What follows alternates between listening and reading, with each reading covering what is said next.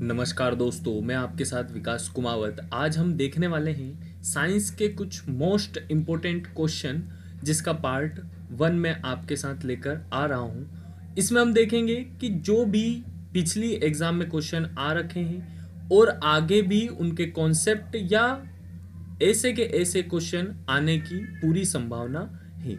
तो आइए हम देखते हैं कुछ इम्पोर्टेंट क्वेश्चन। तो आज का हमारा पहला क्वेश्चन है, मानव शरीर में सबसे छोटी हड्डी कौन सी होती है? Smallest bone of human body. तो बात करें सबसे छोटी हड्डी की, तो सबसे छोटी हड्डी होती है हमारे कान में, और कान में 3 हड्डियां होती हैं, इनकस, मेलियस और स्टेपिस। जो स्टेपिस नामक हड्डी होती है वो हमारे शरीर की सबसे छोटी हड्डी होती है। हमारा आंसर हो गया ऑप्शन बी। और ये हड्डियां हमारे कान के मध्य भाग में स्थित होती है। अब इसके अलावा बात करें कि छोटी हड्डी तो हो गई स्टेपिस, अब बात करें कि हमारे शरीर की सबसे बड़ी हड्डी, तो हमारे शरीर की सबसे बड़ी हड्डी होती है हमारी जांघ की हड्डी, जिसका नाम होता है फीमर। तो हमारे शरीर की सबसे बड़ी हड्डी हो गई फीमर।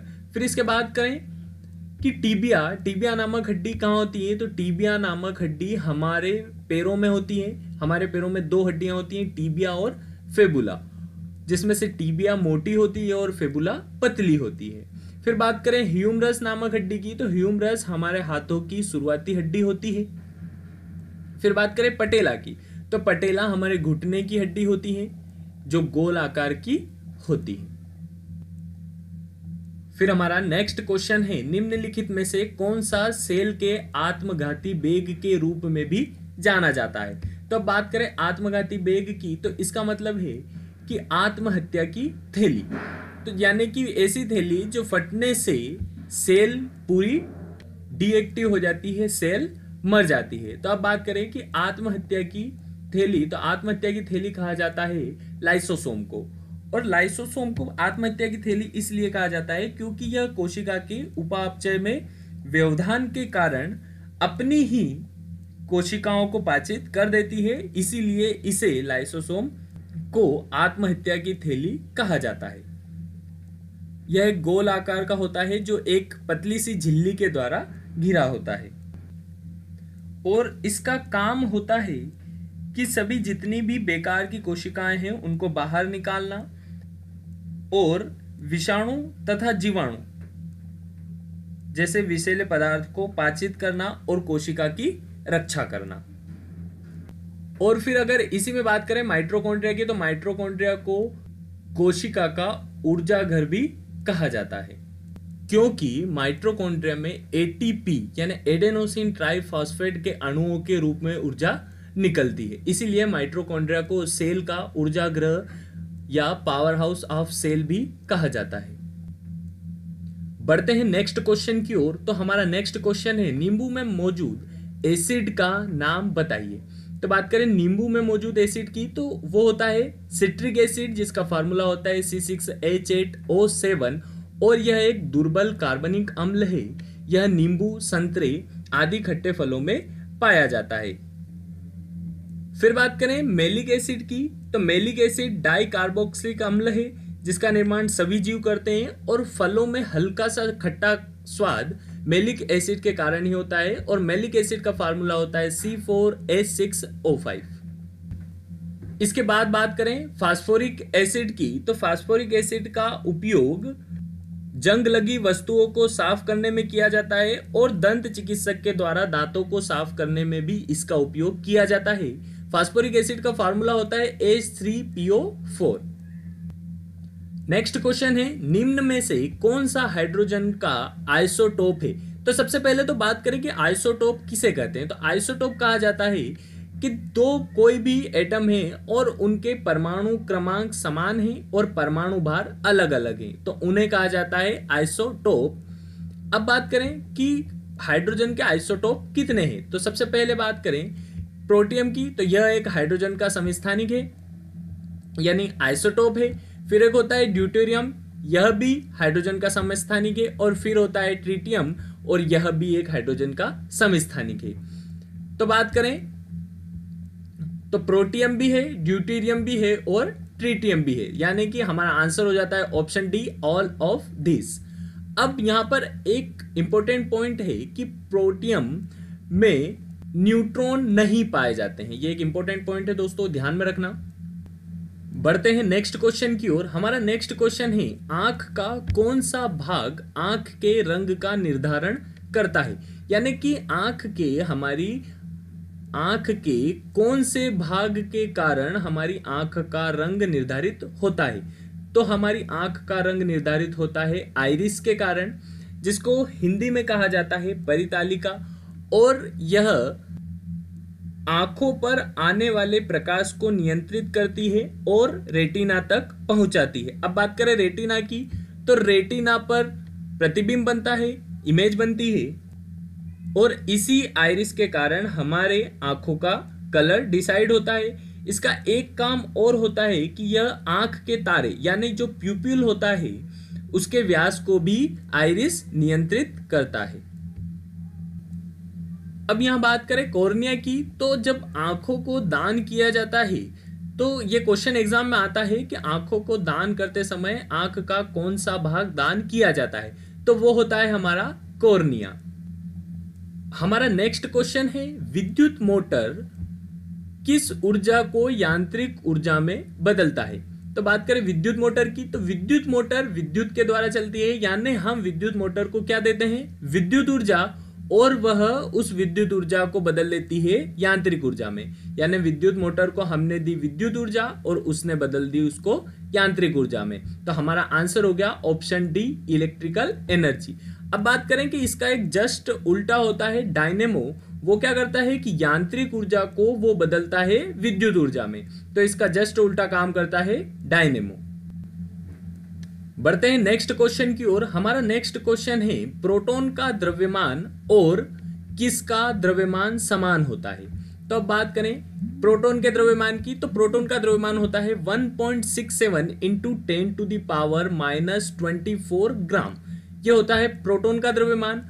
अब फिर बात करें कि इसके बराबर यहां दिख रहा है कि न्यूट्रॉन का द्रव्यमान भी कितना है, 1.67 इंटू 10⁻⁻24 ग्राम, यानी प्रोटॉन और न्यूट्रॉन का द्रव्यमान एक समान होता है।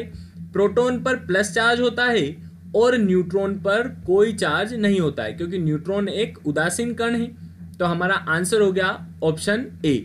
अब बात करें कि प्रोटॉन की खोज, तो प्रोटॉन की खोज की गई थी गोल्डस्टीन के द्वारा और न्यूट्रॉन की खोज की गई थी जेम्स चैडविक के द्वारा।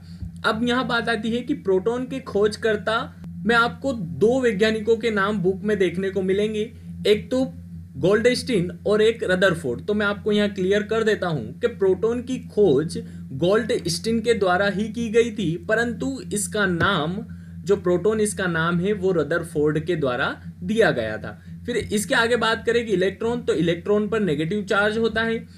अब फिर बात करें कि इलेक्ट्रॉन की खोज किसने की थी, तो इलेक्ट्रॉन की खोज की थी जे थॉमसन ने।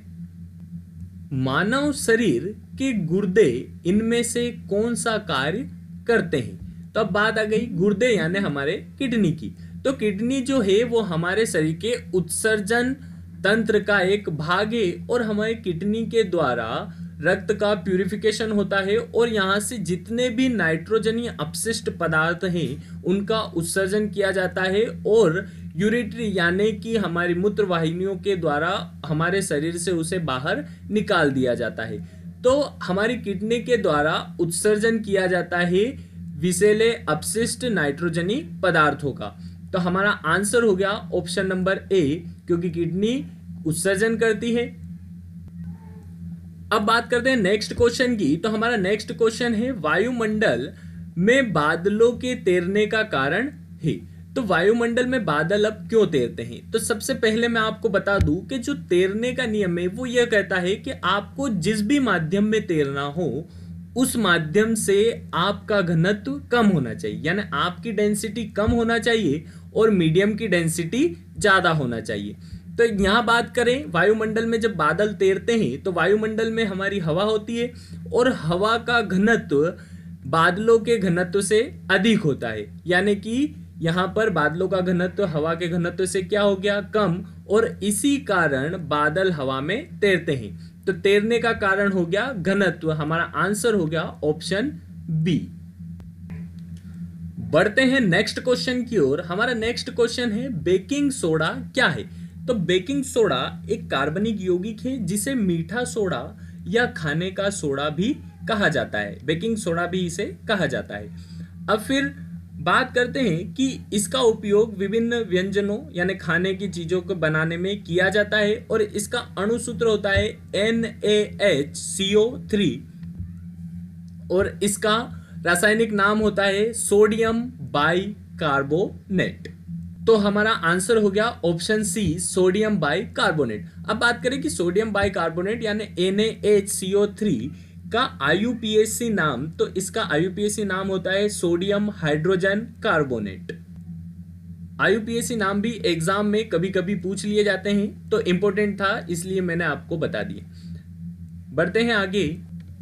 हमारा नेक्स्ट क्वेश्चन है दूध का घनत्व मापने के लिए किस उपकरण का प्रयोग किया जाता है। तो बात करें घनत्व की और वह भी किसका, दूध का। तो दूध का घनत्व मापा जाता है लैक्टोमीटर के द्वारा। ऑप्शन ए हमारा आंसर हो गया। अब बात करें हाइड्रोमीटर की, तो हाइड्रोमीटर से मापा जाता है जल का घनत्व।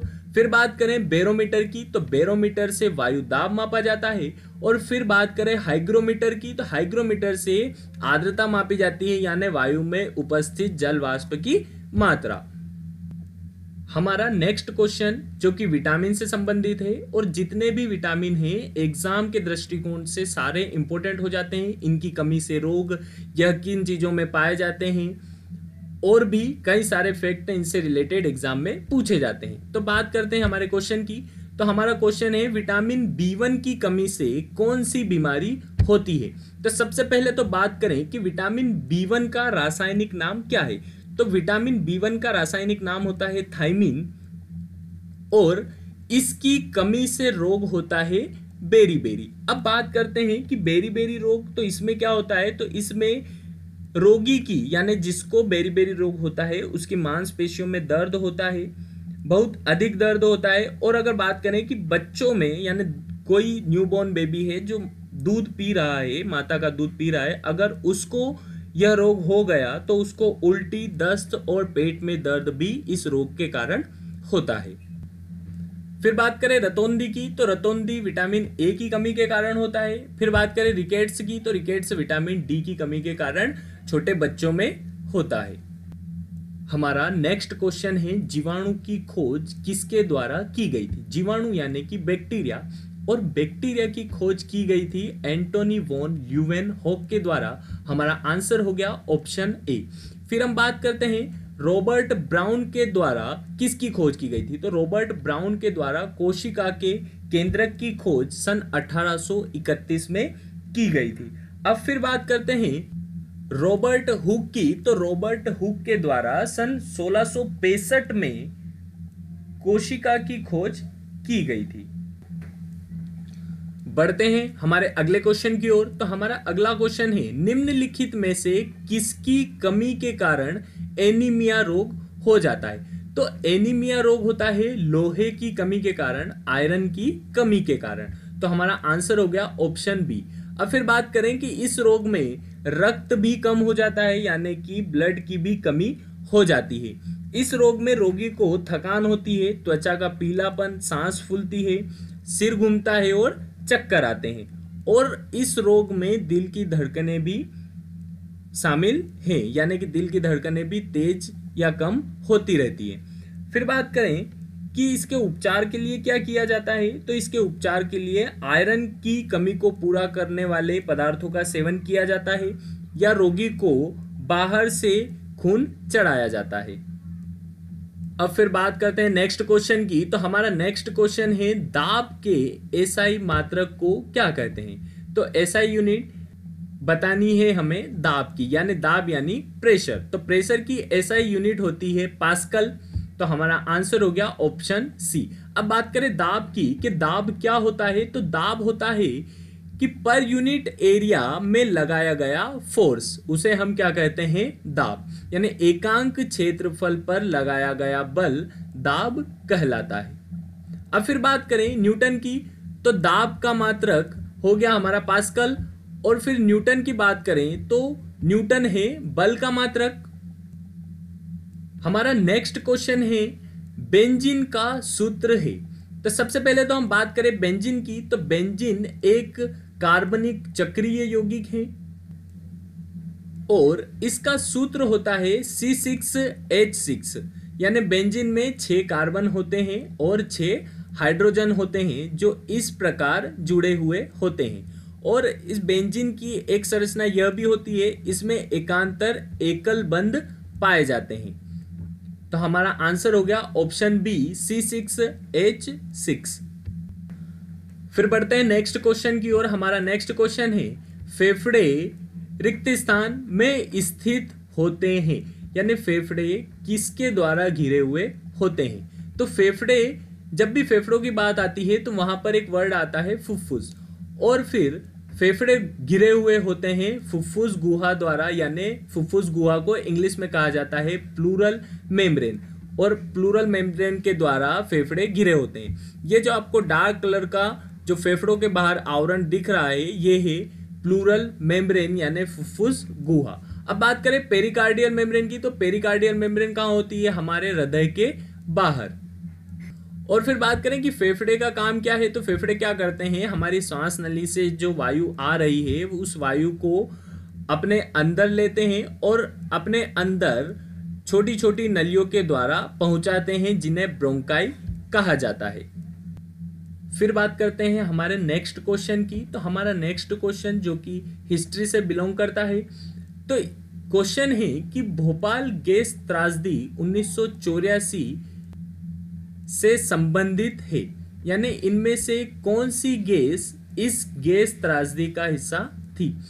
तो भोपाल में जो गैस त्रासदी हुई थी 1984, इसकी तारीख थी 2 से 3 दिसंबर की मध्य रात्रि, और इसमें मिथाइल आइसोसाइनेट का रिसाव हुआ था, जिसका फार्मूला होता है C2H3NO।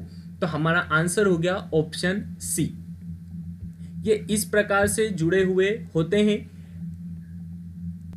अब बात करें भोपाल की, तो भोपाल भारत के एक राज्य मध्य प्रदेश की राजधानी है, और भोपाल में एक यूनियन कार्बाइड नामक कीटनाशक की फैक्ट्री थी, जिसमें मिथाइल आइसोसाइनेट का रिसाव हुआ और उसके कारण कई सारे जानें चली गई।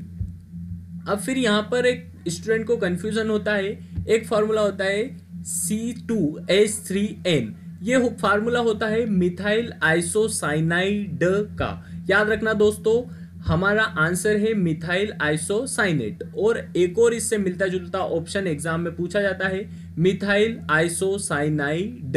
तो दोनों के फार्मूले भी अलग हैं और इनका मतलब भी बहुत अलग हो जाता है। तो भोपाल गैस त्रासदी में जो गैस फैली थी उसका नाम है मिथाइल आइसोसाइनेट, और इसके कारण कई सारे लोगों की जान भी चली गई थी। और आज भी कहा जाता है कि इसके प्रभाव के कारण लोग आज भी अव्यवस्थित पैदा हो रहे हैं, यानी किसी न किसी बड़ी बीमारी को अपने साथ लेकर ही पैदा हो रहे हैं। बढ़ते हैं नेक्स्ट क्वेश्चन की ओर। हमारा नेक्स्ट क्वेश्चन है निम्न में से भौतिकी में कौन सा उल्लेखनीय योगदान वैज्ञानिक न्यूटन के द्वारा दिया गया था। तो अब बात करें न्यूटन की, तो आप सभी जानते होंगे न्यूटन का पूरा नाम सर आइजक न्यूटन था, और इनके द्वारा भौतिकी में कई सारे योगदान दिए गए हैं। तो बात करें ऑप्शन ए की, तो ऑप्शन ए है वैश्विक गुरुत्वाकर्षण का नियम। तो हाँ जी बिल्कुल, वैश्विक गुरुत्वाकर्षण का नियम इनके द्वारा ही दिया गया था। अब बात करें गुरुत्वाकर्षण नियम की, तो गुरुत्वाकर्षण नियम होता है कि किन्हीं दो पिंडों के मध्य लगने वाला बल, तो उन दोनों पिंडों के मध्य जो बल लग रहा है वह उन दोनों पिंडों के द्रव्यमानों के गुणनफल के समानुपाती होता है, यानी डायरेक्टली प्रोपोर्शनल होता है, और उन दोनों पिंडों के बीच की दूरी के वर्ग के व्युत्क्रमानुपाती यानी कि इनवर्सली प्रोपोर्शनल होता है। तो ऑप्शन ए सही है। फिर बात करते हैं ऑप्शन बी की, गति के नियम। तो गति के 3 नियम हैं, वो भी न्यूटन के द्वारा ही दिए गए हैं। गति के 3 नियम में से पहला नियम है जड़त्व का नियम, जिसे गैलीलियो का नियम भी कहा जाता है। फिर बात करें दूसरे नियम की, जिसे संवेग का नियम कहा जाता है। और फिर बात करें तीसरे नियम की, जिसको कहा जाता है क्रिया प्रतिक्रिया का नियम। तो ऑप्शन ए और ऑप्शन बी दोनों सही है, तो हमारा आंसर हो जाता है ऑप्शन सी, ए और बी दोनों। अब फिर बात करते हैं हमारे इस लेक्चर के लास्ट क्वेश्चन की। तो हमारा लास्ट क्वेश्चन है, वह तत्व जो रबर के वल्केनाइजिंग में प्रयोग किया जाता है। तो वल्केनाइजिंग यानी वल्कनीकरण एक रासायनिक प्रक्रिया है, और इसमें होता है कि रबर के साथ सल्फर को मिला दिया जाता है और रबर को और भी टिकाऊ पदार्थ में बदल दिया जाता है। अब फिर बात करें कि सल्फर की, तो सल्फर का परमाणु क्रमांक है 16 और परमाणु भार है 32। सल्फर को एस के द्वारा डिनोट किया जाता है। तो हमारा आंसर हो गया ऑप्शन ए सल्फर। अब यहां पर बात करें ऑप्शन बी की, ब्रोमीन। तो ब्रोमीन एकमात्र ऐसी अधातु है जो तरल अवस्था में पाई जाती है। अगर हम बात करें कि ऐसी कौन सी धातु है जो तरल अवस्था में पाई जाती है, तो धातु है पारा यानी मरकरी, और अधातु है ब्रोमीन जो तरल अवस्था में पाई जाती है। फिर बात करें ऑप्शन सी सिलिकॉन की, तो सिलिकॉन एक अर्धचालक है। तो दोस्तों इसी प्रकार मैं आगे भी आपके लिए साइंस के इंपॉर्टेंट क्वेश्चन लाता रहूंगा। हम साइंस के कुछ इंपॉर्टेंट टॉपिक भी डिस्कस करेंगे। अगर आपको वीडियो अच्छा लगा हो और अगर आप चाहते हैं कि आपको नेक्स्ट पार्ट भी पढ़ना है, तो आप कमेंट में जरूर लिखकर बताएं और नेक्स्ट पार्ट आपको जल्दी ही मिलेगा। और अगर आपको वीडियो अच्छा लगा हो तो वीडियो को लाइक करें, अपने दोस्तों के साथ शेयर करें और कमेंट करना ना भूलें। नेक्स्ट पार्ट के लिए प्लीज सभी लोग कमेंट करें, और अभी तक आपने चैनल को सब्सक्राइब नहीं किया है तो चैनल को सब्सक्राइब करें और बेल आइकन को प्रेस करें ताकि आपको सारे न्यू वीडियो की जानकारी मिलती रहे। मिलते हैं दोस्तों नेक्स्ट वीडियो में। जय हिंद, जय भारत।